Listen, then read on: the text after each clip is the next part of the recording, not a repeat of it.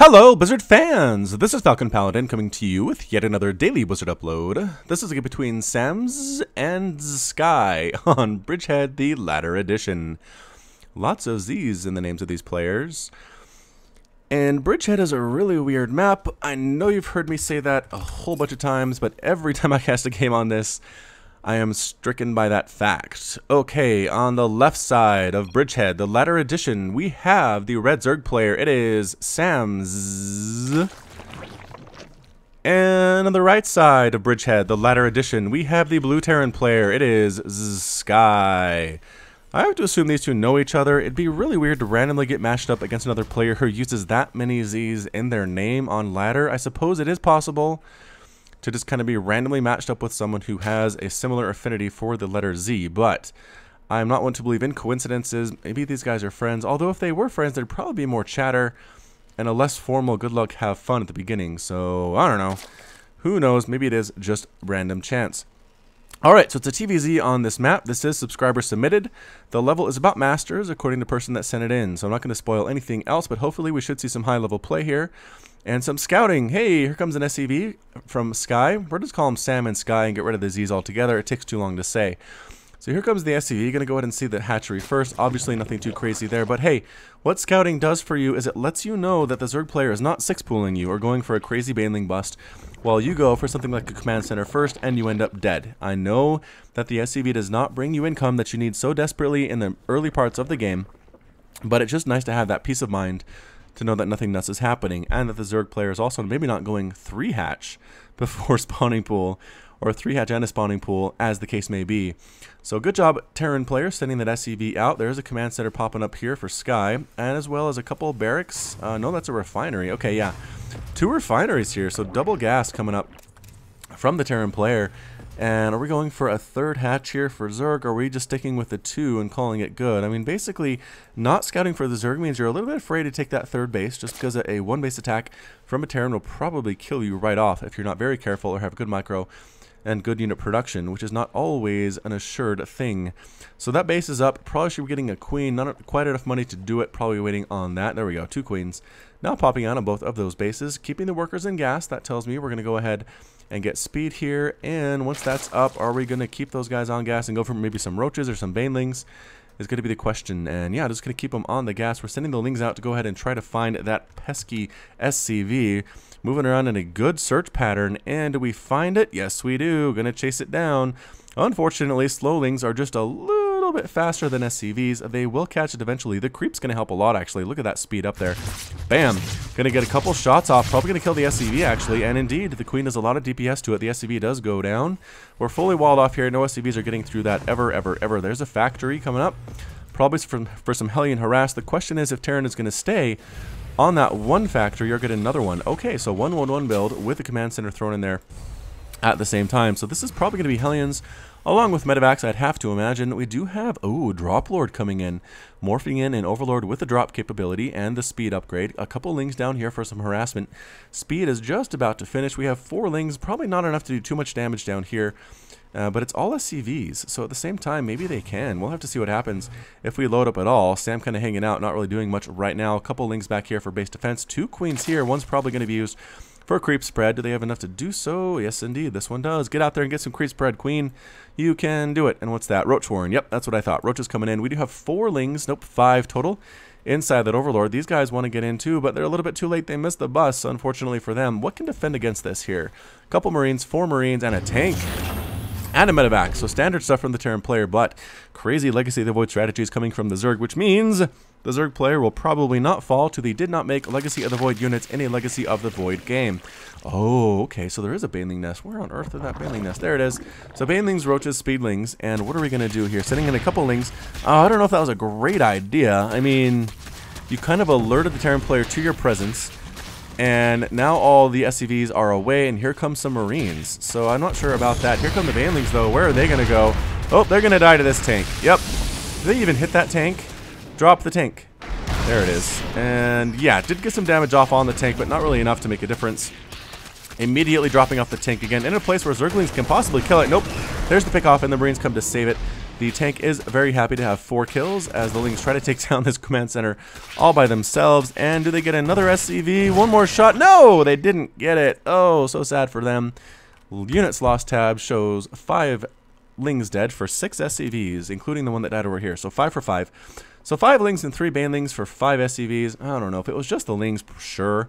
But it looks like the Banelings were very gas heavy as well. And so I think that hurt our Zerg player. Sam is here, floating about 1,000 minerals right now, down about 10 harvesters to his Terran opponent. And here comes the tank drop. Man, these things are so annoying for Zerg players. Queen's here, roaches are here, double extractor coming up, a 3rd base popping up at the same time for Sam. A little bit late, not entirely sure. But either way, here comes the siege tank. This is something that Blizzard is considering changing in a later patch of the game. Right now, you drop the tank, it shoots immediately. What they kind of want to do is make it so that you drop the tank and maybe 1 or 2 seconds pass and then it shoots. I wonder if they can drop up here. I don't think so. Oh, the Lings were ready for that. Look at that. How on earth did the Overlord see it? I think the Overlord saw it. Sam was paying attention to the minimap, brought some Lings up here, caught the tank as it dropped, and killed it. That was amazing play by Sam. Sky is very sad to see that, but here comes another drop. Another siege tank drop up here on the north base. And going to go after those drones. Do they one-shot? I think, do they 2-shot drones? Look at that. They do, because drones have 40 hit points. The siege tank hits for 35. That makes a lot of sense. Queen trying to kill this tank. Drones trying to kill this tank. Nope, picks up, drops off. Runs away with the tank. It does have 1 kill, so killed a single drone. Probably not the most effective tank in the history of the world. Getting this Queen would be nice, though. 1 more shot should do it. Nope. The Queen is still alive, taking more and more shots with 12 hit points, though. 1 more shot from the tank is going to take it out. Are we getting a 3rd base for the Terran? No, indeed. But it looks like we're going fairly mech heavy here. Thors, Hellbats coming out of this factory here. So a Thor Hellbat approach with a couple Hellions mixed in as well. Gonna drop these Hellbats somewhere. Man, Hellbats in your mineral line as Zerg is just a nightmare. Hydralisk Den coming up as well for the Zerg player. And these are evolution chambers, I think. Indeed they are. Getting those upgrades, which are so important against Terran.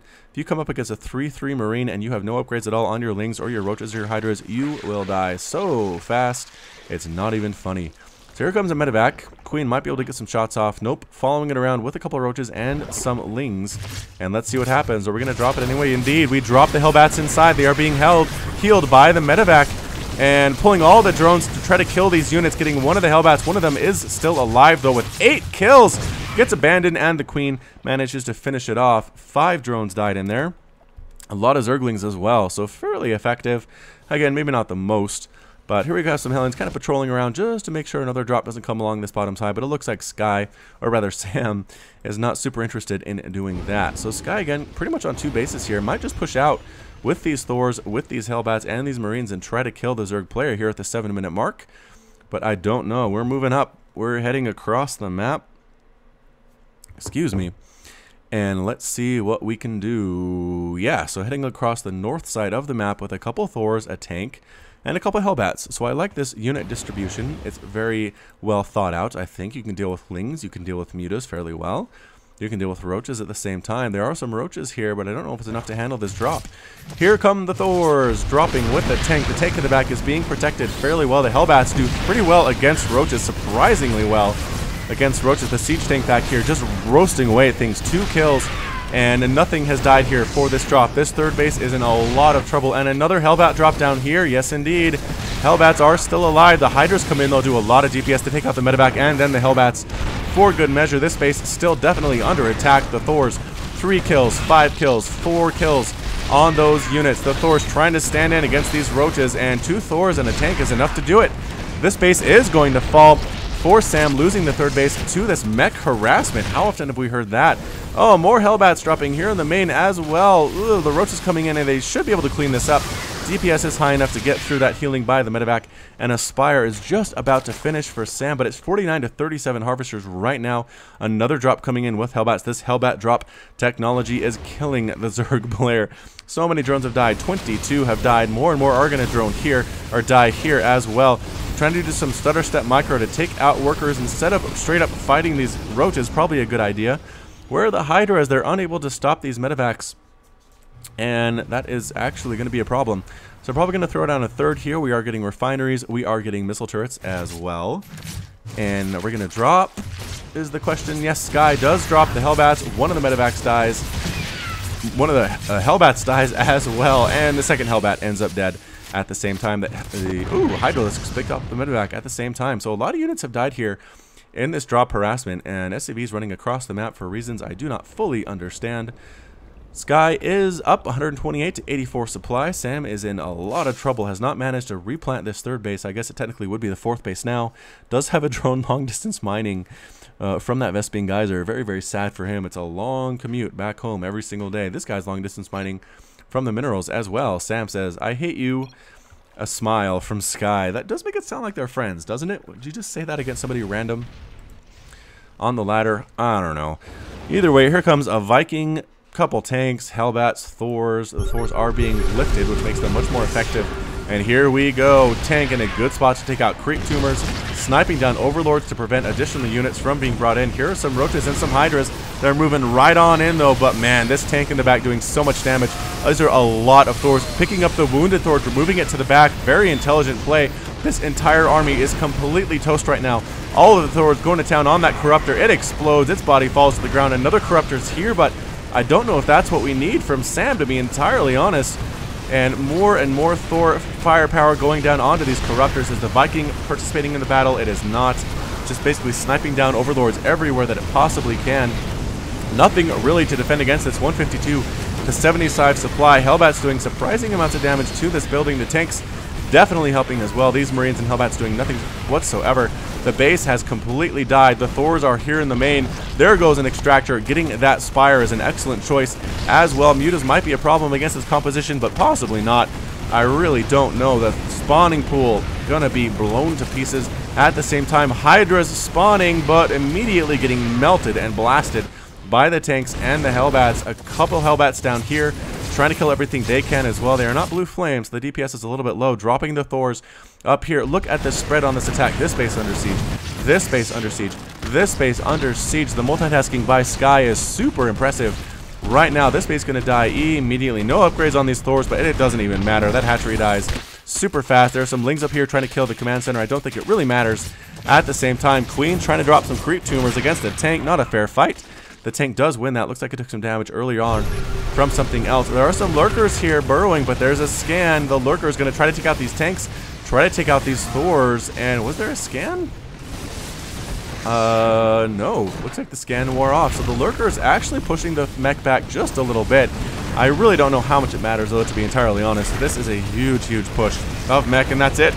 The well played from Sam. Sam is defeated. Sky's victorious, and Sam has left the game. So, woo, pretty incredible Mech play there from Sky, I thought. Excellent multitasking, excellent choice of compositions as well.